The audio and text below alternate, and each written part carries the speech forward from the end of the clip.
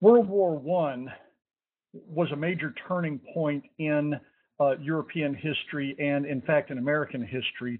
And so we want to look at it as a distinct entity in our study of American history during this era. World War One is such a distinct event, such a singular event, that European historians talk about the so-called long 19th century that began in 1789 rather than 1800 or 1801 with the advent of the French Revolution and ended in 1914 with the beginning of World War One. For America, the change was not that dramatic, though World War One, as we have sort of talked about before, focused and crystallized and was organized in America around concepts of administrative progressivism. That is the apotheosis of the engineer, the apotheosis of the expert, that organization and analysis were far superior to other ways of conducting major enterprises like war. So we'll examine both the diplomacy and the mechanisms by which the U.S. conducted this war during this and the following lecture. Let's talk now, however, about how World War I began. It ran from 1914 to 1918, though the U.S. was only involved from April of 1917 until 1918, and then the aftermath, 1919. World War I began as a European-wide war. It was obvious to everybody after about 1900 that Europe was going to have to go to war. That sounds silly, but there were many people who thought that war was a good thing, that it burned off the dross, you might say, of humanity by getting people who couldn't make it any other way into the army, and they could slay each other. But World War I was vastly different. It was the first of the great industrial wars of the 20th century, and it was massively destructive, destroying a generation of Europeans. And again, it was a worldwide conflagration. By the time 1918 ended, by the time the war ended itself in 1918, 54 countries throughout the world had declared war on one another. Some declared war on multiple countries, others declared war just on neighbors who they just didn't happen to like.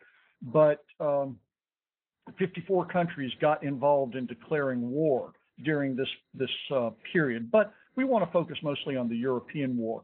The origin of World War I can be traced back to some of the territorial problems of the 1870s, the 1880s, but the trigger for World War I was this fellow right here, Gavrilo Princip, who, as a member of the terrorist organization called the Black Hand, a group of Serbian nationalists who were recruited by the Serbian secret police to break Serbia away from Austro-Hungarian dominance and to itself become dominant in what later became Yugoslavia. Then this fellow, Gavrilo Princip, a 19-year-old tuberculosis patient, assassinated Franz Ferdinand, the Archduke of Austria, in July of 1914. This led to the Austrians demanding an apology from Serbia, who refused to give it, and Serbia calling on its great protector, Russia. Austria called on its friend, Germany, and by August of 1914, these countries had declared war on each other. The general breakup of nations into alliances was the Central Powers versus the Triple Entente. And then let's look at these on a map here. You can see those in purple are the Triple Entente that had formed in 1907, and the Central Powers that had formed in 1889, called the Dreikaiserbund, which was an organization of Germany, Austro-Hungary, and Italy. Now, in 1915, Italy switched sides. It was pretty reluctant to go to war anyway, but it switched sides in 1915, and Germany, Austro-Hungary picked up the Ottoman Empire, which you can see in the very lower right corner here, as an ally. So that was how it worked out in Europe.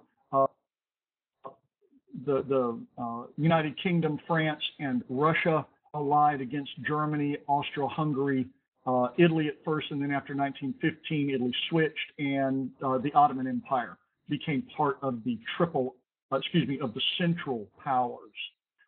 Well, we're not going to go into how the war was conducted. That's pretty well known.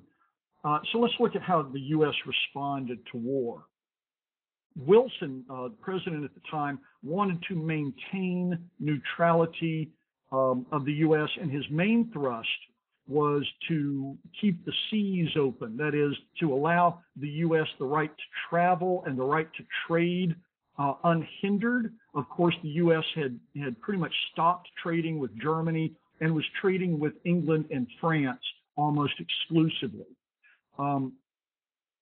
As the war progressed, then there were those who thought that Wilson should be more involved in choosing sides, should prepare the U.S. to go to war, because war was a masculinizing thing, and many people in the U.S., no kidding, really thought that the culture had become over-civilized. This was true in Europe too, that they thought they had become over-civilized, and that war would bring out the masculine in the culture. And it was a good thing to go to war, and it proved a nation's virility, quite literally its manhood. And there was a lot of this kind of talk unashamedly,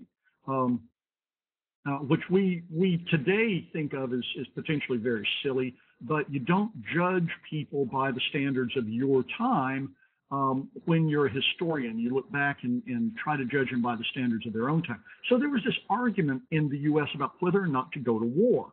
The preparedness movement was brought about by that group that did want to go to war, but didn't want to seem like it was too aggressive about war. No, the idea was, let us get prepared for war.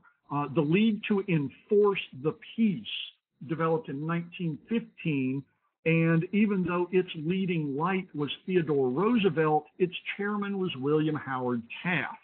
Well, that's interesting. Two Republican presidents against the Democratic president. There was a lot of this kind of politicking going on in front of everybody's eyes. So a lot of this was just simply partisan politics, though Taft and Roosevelt both did believe that the U.S. should go ahead and get involved in this war on the side of England. The Army League and the Navy League also developed during this period of time, and Roosevelt was very heavily involved in the Navy League. The Army League was responsible for the passage through Congress of the National Defense Act of 1916, which expanded the Army and went ahead and prepared the Army for war. And the Naval Construction Act of 1916 was the thing that the Navy League was able to get passed through Congress. Now, in January of 1916, Wilson reluctantly joined the preparedness movement by making a speech in favor of preparedness.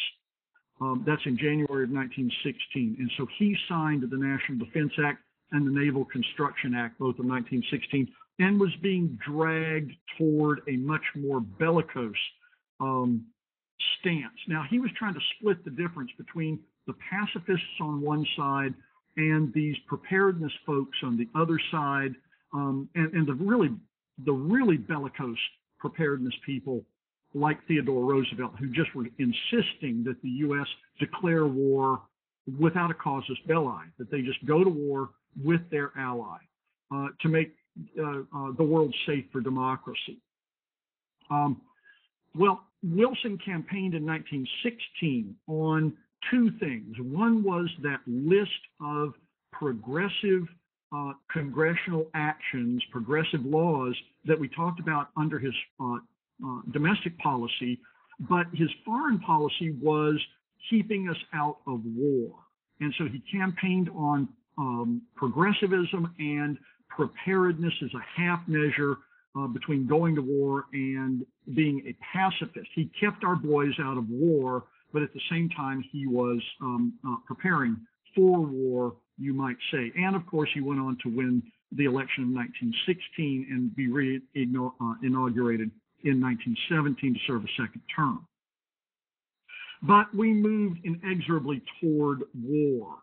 One of the signal events of that move occurred on May 7th, 1915, when German U-boats, a brand new weapon of war, sunk the British liner Lusitania off the coast of Ireland, which you see an artist's rendition of that from descriptions by the survivors. Hundreds of Americans died on that, and that was something that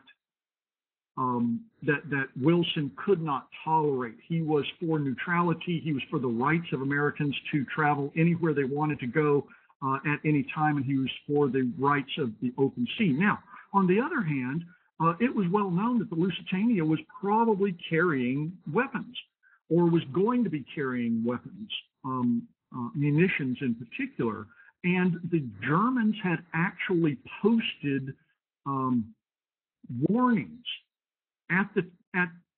near the ticket window of the Lusitania sales agents, saying, "Don't ride on the Lusitania. It's probably carrying weapons, and we will sink it on sight." This is called unrestricted submarine warfare. And to take the Germans at their word, posting warnings that the Lusitania was subject to being sunk was a pretty honorable thing to do. That was denigrated, I guess, by the act of submarine warfare. The rules of war, not the laws of war, but the rules of war were such that ships didn't automatically open fire on one another. Particularly, they did not open fire on unarmed ships or ships that appeared to be unarmed. But the British were pretty bad about arming their merchantmen, and sometimes even arming passenger ships. And whereas a surface ship could take a fair amount of damage, these U-boats were very fragile. One little 3-inch hole in a U-boat was pretty disastrous for it. And so they tended not to surface and challenge ships according to the rules of war. They tended just to fire on those ships. This is the unrestricted submarine warfare that I was talking about. Well, Wilson demanded that Germany stop unrestricted submarine warfare in the, shall we say, wake of the Lusitania incident. But it was not until the Arabic incident in August that the Germans agreed to stop unrestricted submarine warfare. In the meantime, Wilson's response to the Lusitania was both too weak for the preparedness people, but too bellicose for the pacifists. And he actually lost ground with both. William Jennings Bryan, for example, resigned as Secretary of State over Wilson's message about the Lusitania to the Germans demanding the end of unrestricted submarine warfare. He got that pledge with the so-called Arabic Pledge of August 1915, and war fever subsided a little bit until February 1st, 1917, when the Germans, in one last push, decided that they could starve England and France into submission because they themselves were starving, with one great military push and the resumption of unrestricted submarine warfare. Well, that by itself probably would not have forced the hand of the U.S., but in January of 1917, word leaked out that the German foreign minister had gotten in touch with his ambassador at Mexico City and wanted to entice Mexico to do two things: to intercede with Japan, to bring Japan in on the side of Germany, and to attack the United States if the United States declared war on Germany, which the Germans thought they would. If Mexico would do these things and would attack the United States on the side of the Germans if the United States declared war on Germany, then when the war was over, Mexico was promised by Germany the territory it had lost to the United States in 1848, the Treaty of Guadalupe Hidalgo. That is to say that the Germans enticed the Mexicans into this deal, or wanted to entice the Mexicans into this deal by promising that the U.S. would be carved up and that Mexico would regain its lost territory from 1848. This is the so-called Zimmerman telegram. Historians today think that it was probably just concocted by the British intelligence services who had turned over a transcribed, decoded telegram to the United States, but the yellow press again got hold of this. The Americans kind of panicked. Then unrestricted submarine warfare resumed as of February 1st, and it was announced on January 1st. And so these things increased pressure. Finally, the Germans did sink a couple more American ships, and Wilson went to Congress on April 2nd of 1917 and delivered his war message, in which he used the phrase, "to make the world safe for democracy." 4 days later, on April 6th, 1917, Congress declared war on Germany and its allies. Okay, this then is how the U.S. prepared for war. And again, I thank you for your attention.